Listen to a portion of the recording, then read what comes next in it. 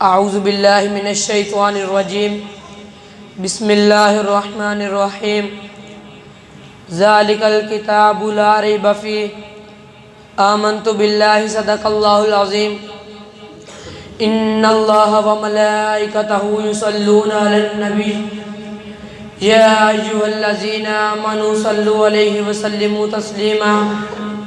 تمام احباب بآواز بلند پڑھیے الصلاۃ والسلام علیک یا رسول اللہ وعلی آلک واصحابک یا حبیب اللہ، الصلاۃ والسلام علیک یا نبی اللہ وعلی آلک واصحابک یا رحمۃ للعالمین۔ اللہ تعالیٰ کی حمد و ثنا اور حضور نبی کریم صلی اللہ علیہ وسلم کی بارگاہ میں ہدیہ درود شریف کا نذرانہ پیش کرنے کے بعد معزز و محترم سامعین و حاضرین، السلام علیکم ورحمۃ اللہ وبرکاتہ۔ میری آج کی تقریر کا موضوع ہے شان قرآن مجید۔ اللہ تعالیٰ کی بارگاہ میں دعا ہے کہ مجھے حق سچ بیان کرنے کی توفیق عطا فرمائے۔ رب تعالیٰ نے ارشاد فرمایا ذالک الکتاب لا ریب فیہ، یہ وہ کتاب ہے جس میں کوئی شک نہیں۔ رب تعالیٰ نے اس کتاب کو ہر شک اور عیب سے پاک نازل کیا ہے۔ معزز و محترم سامعین و حاضرین، آپ دنیا کی تاریخ کی کوئی بھی کتاب اٹھا کر دیکھ لے، ہر لکھنے والے نے کتاب کے پہلے صفحے پر ہی یہ لکھا ہوتا ہے کہ میں نے اپنی پوری کوشش کی ہے اس کتاب کو صحیح لکھنے کی، مگر پھر بھی اس میں کوئی غلطی ہو تو اس بارے میں مجھے آگاہ فرما دیں۔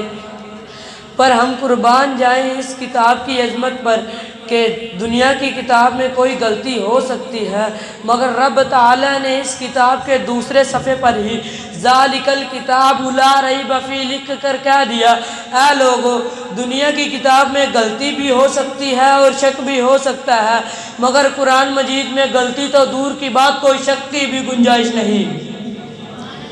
محترم حاضرین، اس کتاب کا ایک معجزہ یہ بھی ہے کہ پہلی جتنی بھی کتابیں نازل ہوئی وہ صرف اس وقت کے نبیوں کو ہی یاد تھی، مگر قرآن مجید کا ایک اعزاز یہ بھی ہے کہ مسلمان کا چھوٹے سے چھوٹا بچہ بھی اس کا حافظ بن جاتا ہے، اور الحمد کی الف سے لے کر والناس کی سین تک اس کو زبانی یاد کر لیتا ہے۔ یہ ہے شان و عظمت قرآن مجید کی۔ محترم حاضرین، اس کتاب میں رب تعالیٰ نے ایسی تاثیر رکھی ہے کہ جو بھی اس کو سن لے وہ اسی کا ہو جاتا ہے۔ حضرت طفیل عمر دوسی جو کہ زمانہ جاہلیت کے بہت بڑے شاعر تھے، جب اس کتاب کی تلاوت سنی تو کہنے لگے خدا کی قسم میں نے آج تک اس جیسا خوبصورت اور عادلانہ قرآن آج تک نہیں سنا، اور فوراً مسلمان ہو گئے۔ حضرت عمر فاروق رضی اللہ تعالیٰ عنہ جو کہ بہت سخت مخالف تھے مسلمانوں کے، مگر جب قرآن مجید کی تلاوت سنی تو دل کی دنیا بدل گئی اور بارگاہ رسالت میں جا کر مسلمان ہو گئے۔ اتنی پر تاثیر کتاب ہے یہ قرآن مجید۔ معزز سامعین، اس کتاب کو پڑھنے سے ملتا کیا ہے؟ جو بندہ قرآن مجید کا ایک حرف پڑھے رب تعالیٰ اس کو 10 نیکیاں دیتا ہے، اور الف لام میم یہ کوئی ایک حرف نہیں بلکہ 3 حرف ہیں۔ بات یہیں پر ہی آ کر ختم نہیں ہو جاتی، قرآن مجید کی تلاوت کا اجر اور بھی ہے، اور وہ یہ ہے کہ قرآن مجید بروز قیامت اپنے پڑھنے والے کی شفاعت کرے گا اور اس کو کھینچ کے جنت کی طرف لے جائے گا۔